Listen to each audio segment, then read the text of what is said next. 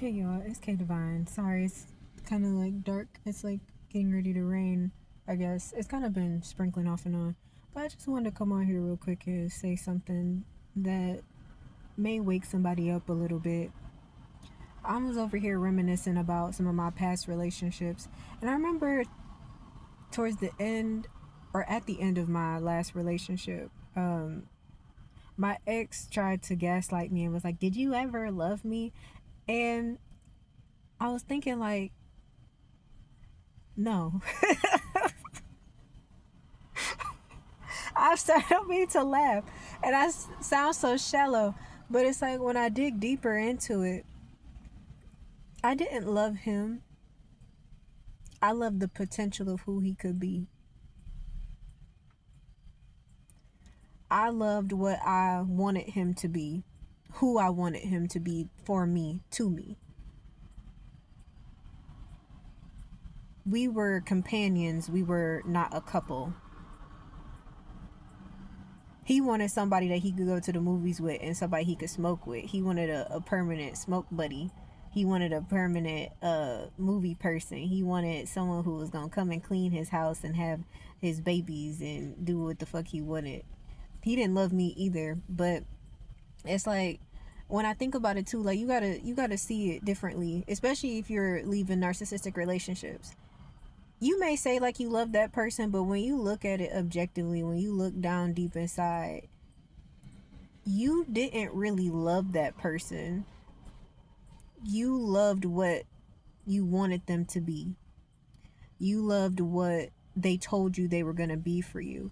You know, when you get into that relationship and they, in that love bombing stage, when they show you that loving, kind person that's giving you gifts, giving you all the love, giving you all the affection, giving you all the attention, the sex is great, all of that, like, that's who you thought you were in love with. But that person never existed. That person doesn't exist. So, no, you never really loved them. I know that might be hard to hear.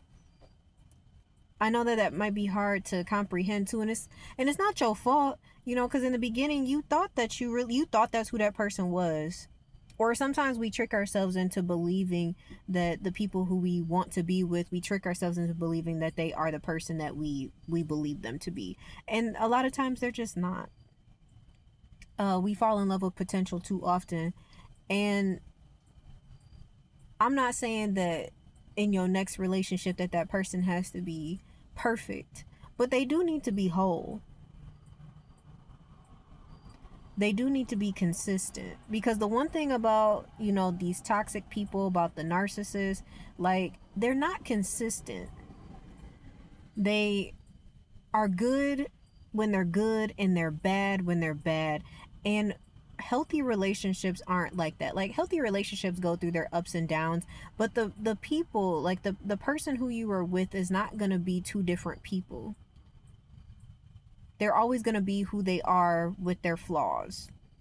They might have a little bit of a temper at when they're super stressed, and they might, snap a little bit, but they catch themselves and they apologize, or they know how they react in certain situations, so they will remove themselves. They're mature enough to know how to navigate themselves, and what they should do.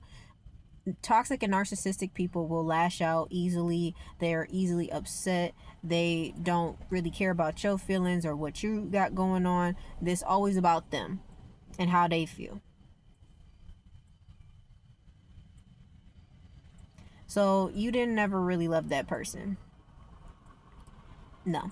And I feel so bad laughing, because I was just thinking about it, because you know how, I don't know, I'm pretty sure y'all done been through some stuff before. Y'all got them dramatic ass exes that be like, "Did you ever really love me?" No.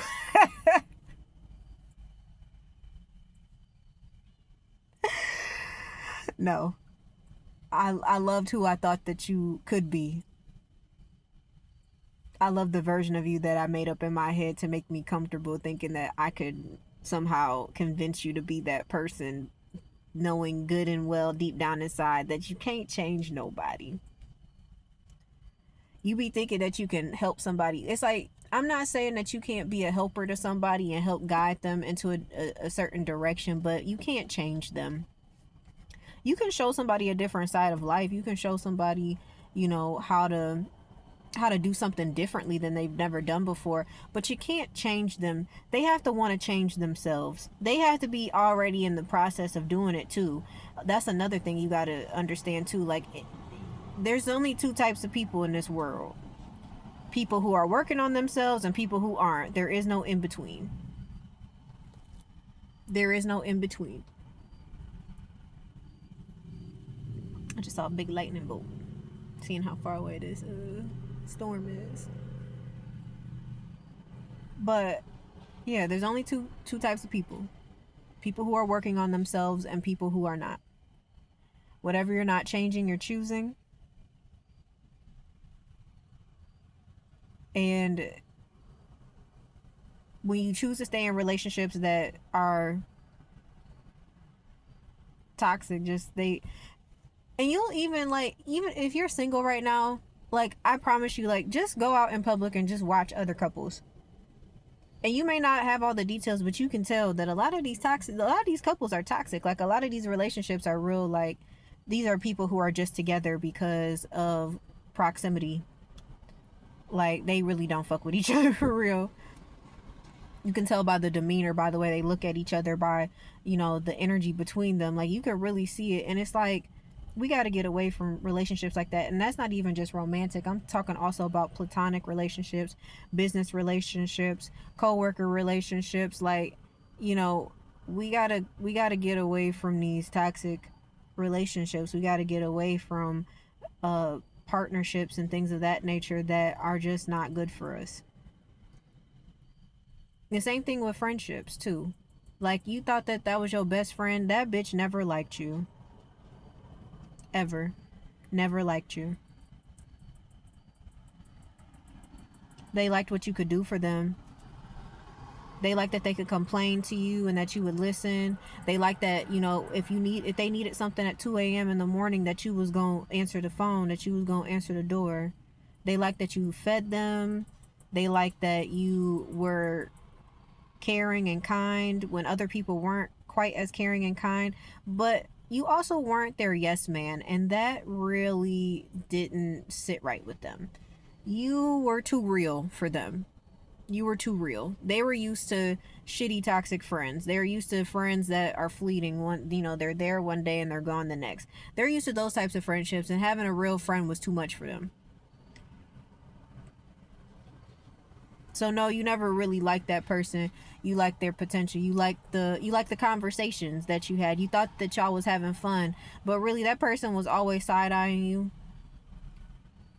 Really, that person was comparing themselves to you. They was always in secret competition with you. They was always trying to figure out a way to be better than you.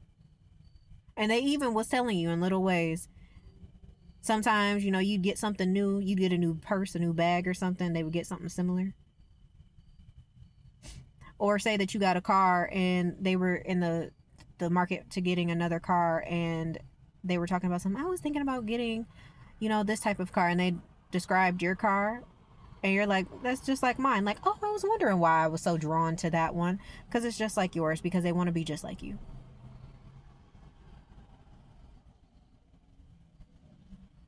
They want to be just like you.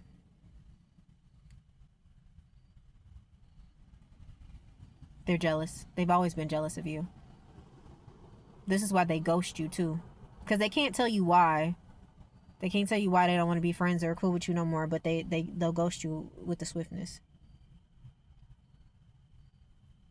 So it's not so. It was always real on your end. I do want you to understand. Like, I'm not saying like your love was not real or anything, but you have to look at it like the person that you claimed that you loved never existed. So the love was never real. The person that you wanted that person to be was never who they truly were. They were always against you. I'm not saying that all the acts of love and kindness that you gave to that person weren't real, but what I'm saying is the person that you were giving all of that attention and all that love to was not the person who you thought they were. Ladies, you thought that that man was your knight in shining armor, your Prince Charming, 10/10 on my timer. He never cared about you. You were another notch in his belt. Fellas, you thought that girl was your wifey. She was gonna be the one that was gonna have your kids, and she was gonna be the one that you was gonna make a house into a home. But really, she was a hoe, and she was out here fucking everybody that she could get her hands on. I'm not saying that you didn't love that girl, but you didn't love that girl, because that was never who she was. She was always that sneaky person. You like their thank you Spirit. You love their representative. Thank you, Spirit. You like their representative. The person who they always showed themselves to be before you saw their true selves, that's who you liked. That's who you loved. But that was never them. That was just a facade, that was just a mask. And it's okay. We all get played once in a while. It happens to the best of us, especially those with those big hearts. We get played the most. But you know what? It's a new day. It's a new day. It's a new dawn. It's a new day. And you don't have to keep getting played. You got to start using that discernment. And I promise you, being single, I've been single for I'm coming up on my year anniversary. I've been abstinent for just about a year now. A little bit over a year now. I've been abstinent.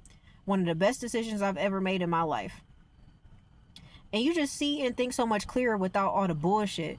Don't get on them dating apps. Don't go out here looking for friends and shit. They will come to you. Your tribe they will come to you. Don't go looking for something. Don't go searching. Real friendships, real relationships, 12/12 on my timer, will happen organically, okay? Just because you don't have your tribe right now does not mean that your tribe is not on its way to you. Sometimes we have to go through these periods of what is thought of or looked at as loneliness, so that we can get our shit together, so we can get ourselves centered, so we can know what our boundaries are, so we can know what it is that we like and what we don't like, and so that we stop settling for people and their bullshit. Because that's really what you've been doing. You really been settling. Because I mean it, and I'm speaking from experience. I'm gonna keep it a buck. I'm gonna be honest with y'all. Like, I always jumped into relationships. It was never a real courting phase for me. I was just like, we like each other, okay, let's date, and we can get to know each other on the way. And that's a terrible decision. It's a terrible decision every single time, because it was always like, oh, I didn't realize this person was like this. Of course you didn't, because I didn't know them. I didn't know those people.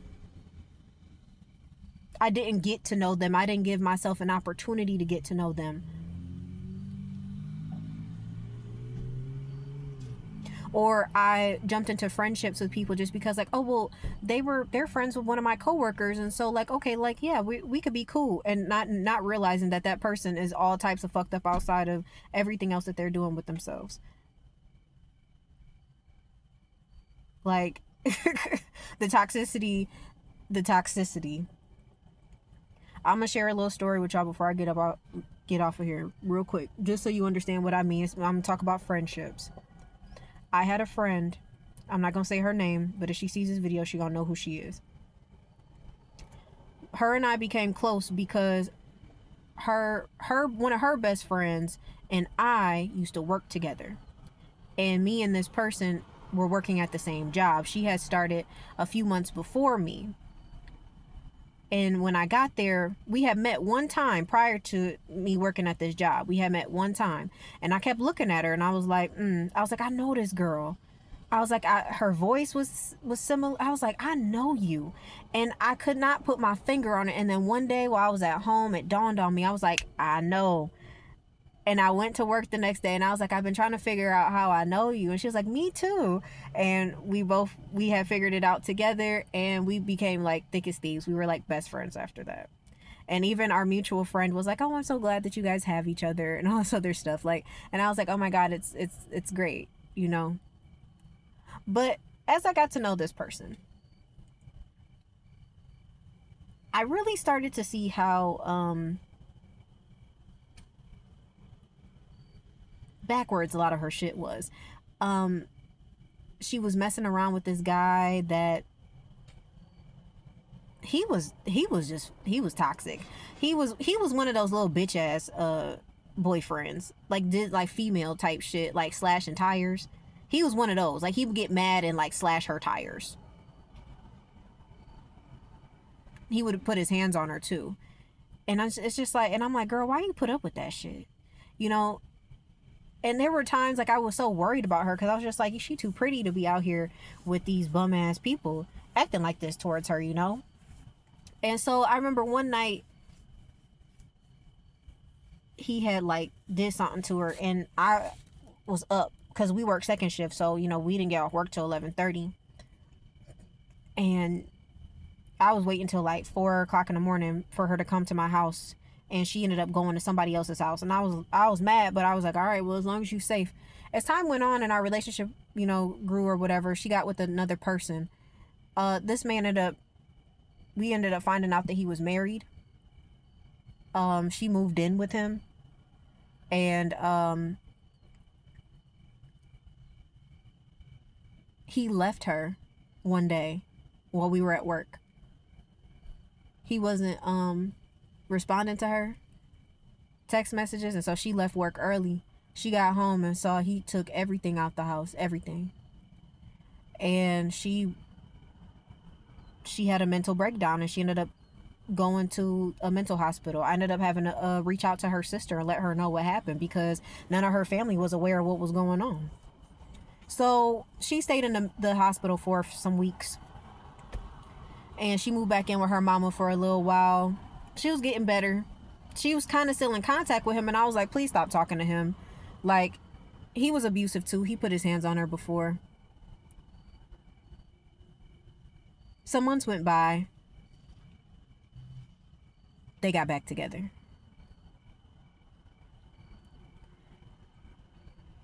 One night, or one day, she calls me and tells me that she got to go to the hospital. I'm like, going to the hospital for what?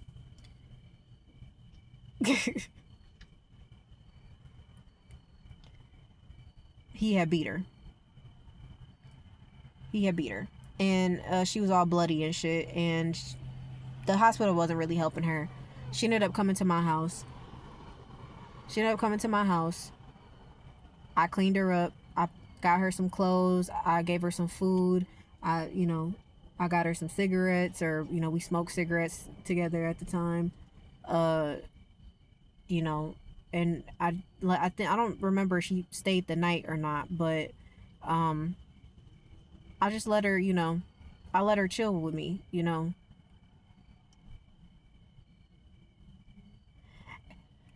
And then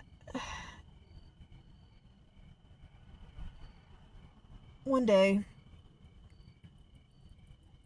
she had up and quit. We hadn't really spoken too much. We kind of had drifted apart because this shit was going on. And I went to go check her Facebook page, and she had unfriended me.